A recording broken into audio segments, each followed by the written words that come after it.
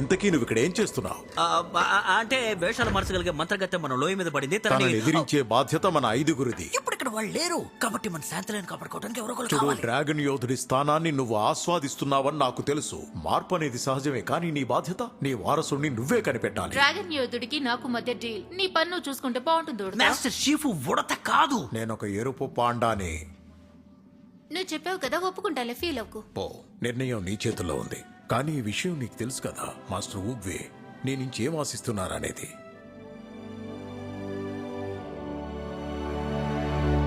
ఉచిత వసతి కల్పించినందుకు ఏం thanks. చేస్తున్నావ్? సౌకర్యంగా లేకపోయినా జైలు అయితే బాగానే ఉంది. నువ్వు వెళ్ళకూడదు. కంగారు పడకండి, నేను తనని చూస్తూనే ఉంటాను. తను తప్పించుకుంటుందని అస్సలు అందరికీ అనుకోవద్దు. విజ్ఞానాన్ని పంచి వాళ్లలో ఆశయాలను నింపు. ఇది మాత్రమే నీ బాధ్యత. డ్రాగన్ యోధుడిగా ఇదే నేను చేస్తున్న చివరి సాహసం. నేను వెంటనే తిరిగి వచ్చేస్తాను. మా నాన్నకి ఈ విషయం తెలియజేయండి. మీరు చెప్పేది నాకేం వినిపించట్లేదు.